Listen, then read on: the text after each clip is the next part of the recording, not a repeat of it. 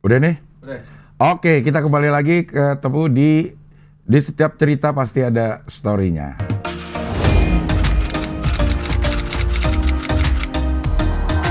Program yang akan bercerita tentang apa aja, cerita gua atau cerita lo yang dikirim melalui email di studio9.palapa@gmail.com.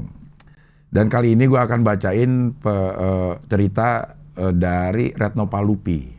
Cukup panjang ceritanya, dikirim 9 hari yang lalu nih, pada saat kita syuting nih udah 9 hari yang lalu dikirim.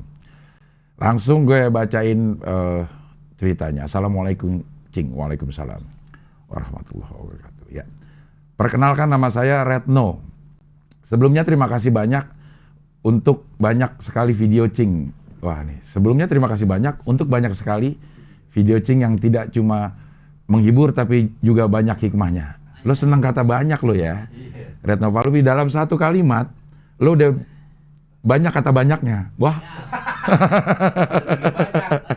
Banyak kata banyaknya. Sebelumnya terima kasih banyak untuk banyak sekali video Cing yang tidak cuma menghibur tapi juga banyak hikmahnya. 3 banyak dalam satu kalimat. Cukup banyak loh itu. Ya. Saya pengen cerita tentang pengalaman saya di sekolah dulu Cing, yang ternyata dampaknya kerasa sampai saat ini dan mempengaruhi jalan hidup. Waktu saya SD kelas 5, ada guru bahasa Inggris baru yang masuk ke kelas saya. Waktu itu kami belajar kata benda dalam bahasa Inggris, dan saya ternyata salah menulis bahasa Inggrisnya kursi di buku latihan waktu itu. Harusnya apa? Chair ya. Chair ya. Dia nulisnya apa waktu itu? Cair nggak pakai H gitu. Atau cheers. Wah. Entah kenapa ibu guru itu kesal dan menyuruh saya ke depan dan menulis ulang dengan susunan huruf yang benar di papan tulis. Wah, kalau lo tulisin dulu lo nulis apa, kita bisa bayangin. Saya malu sekali. Ibu guru itu mungkin ingin mengajari saya untuk lebih memperhatikan pelajaran lain kali. Tapi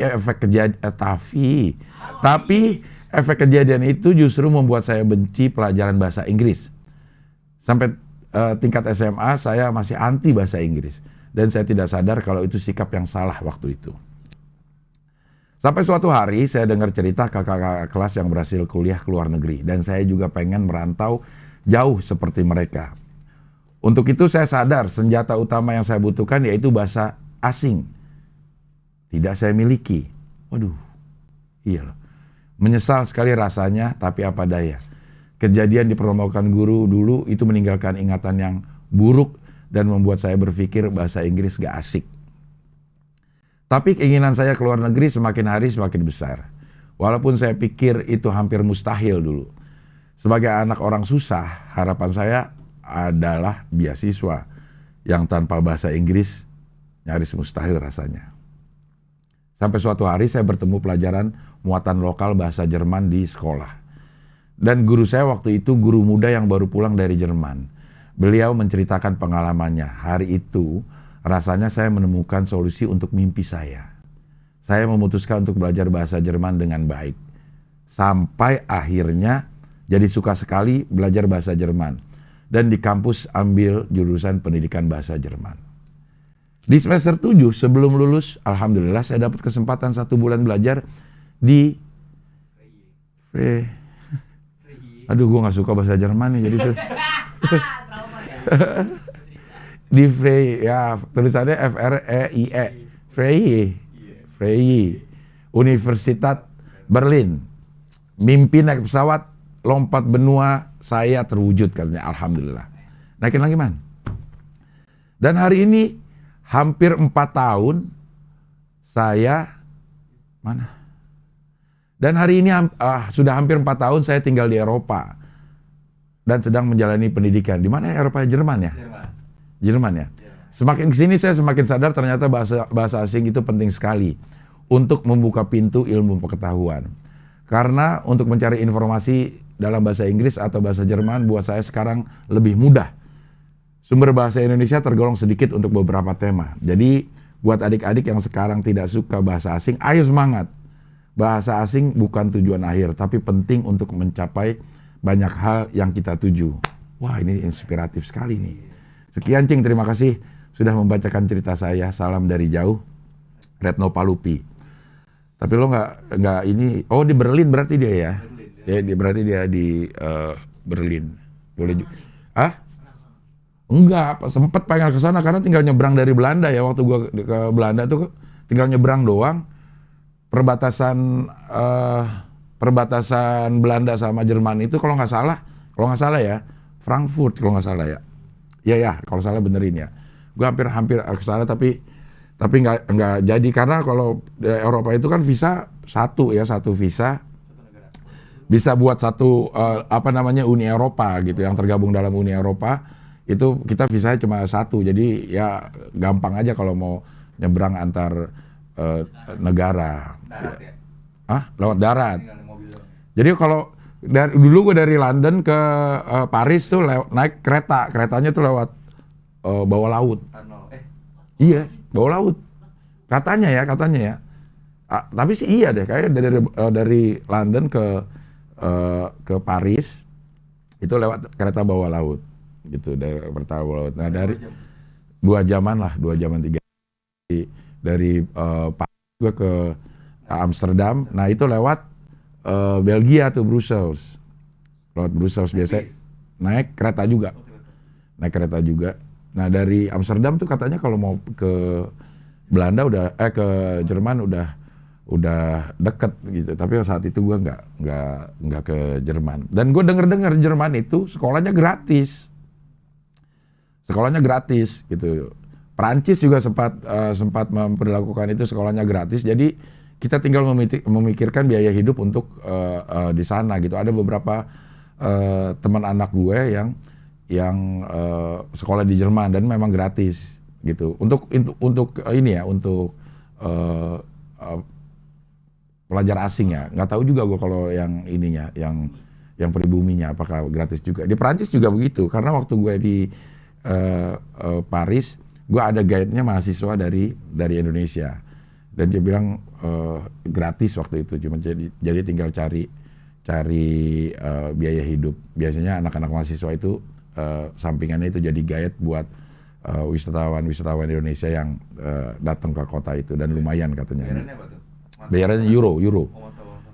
Kecuali Inggris kan enggak, dia kan udah Brexit kan, British keluar dari Uni Eropa, masih pakai di pound sterling, pakai pound sterling di Jerman itu.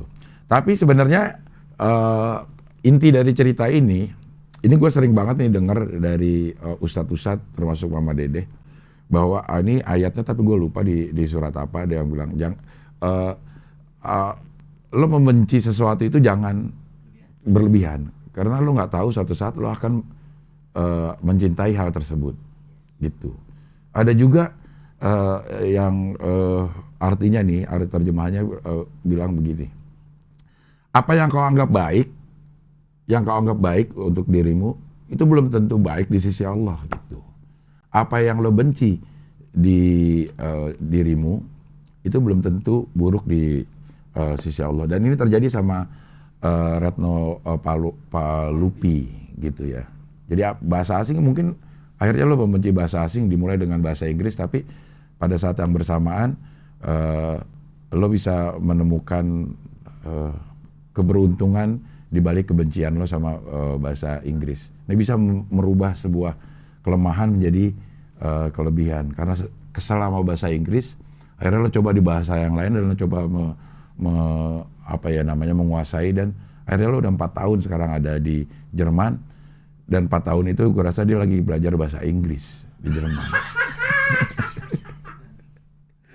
Tapi jauh, bukan di Lia. Padahal di Lia Pegadegan ada tuh. Tapi kayaknya dia sekarang sih udah master bahasa Inggrisnya ini. Karena udah tinggal di Eropa, dan kayaknya di sana juga semuanya 2 bahasa ya. Hampir semua bisa dua bahasa, bahasa Inggris dan bahasa negaranya gitu. Jadi ada pesan yang tersirat di dalam cerita Retno Palupi ini adalah paling tidak bahasa asing jangan lo musuhin. Bahasa asing itu bukan tujuan, tapi itu adalah sarana untuk mendapatkan tujuan lo. Apalagi bahasa Inggris yang masih menjadi bahasa yang paling banyak digunakan. ya bahasa internasional. Jadi jangan takut dibilang sok-sokan pakai bahasa Inggris, enggak. Gue juga termasuk orang yang menyesal dulu tidak terlalu menyukai bahasa lah, tidak terlalu menyukai bahasa asing, sehingga sedikit ada gagap dalam melihat perubahan yang informasinya pakai bahasa asing. Ya. Retno Palupi ini cerita yang sangat inspiratif sekali. 4 tahun, terima kasih juga lo dari Jerman juga sudah terus mengikuti YouTube gue. Kirim cerita lagi tentang di Jerman. Pasti banyak ya ini apanya, banyak apa? Mie ayam Jerman ada nggak? Iya. Tapi kalau di Amsterdam warteg ada. Wah, waktu itu gue belum bikin ini sih. Warteg ada, gue ini warung Tegal memang. Namanya itu warung Tegal, tapi tempatnya udah modern. Mahal. Bakso ada. Terus mie ada. Indomie ada. Bahkan di Paris aja ada Indomie. Jualnya itu di warung Asia. Namanya warung Asia lah. Di London juga ada. Aduh. Harusnya kita ke sana ya, kita kuliner makan mie di. Wow. Iya. Retno Palupi, nanti kalau ke Jerman gue coba kontak-kontak ya ke Berlin. Berlin ini ibu kotanya ya, ibu kota Jerman ya. Iya. Oke lah kalau begitu. Terima kasih sekali lagi Retno Palupi, sangat inspiratif. Mudah-mudahan ada yang bisa mengambil hikmah dari cerita lo ya. Buat yang lain yang pengen cerita silahkan kirim ke studio9.palapa@gmail.com.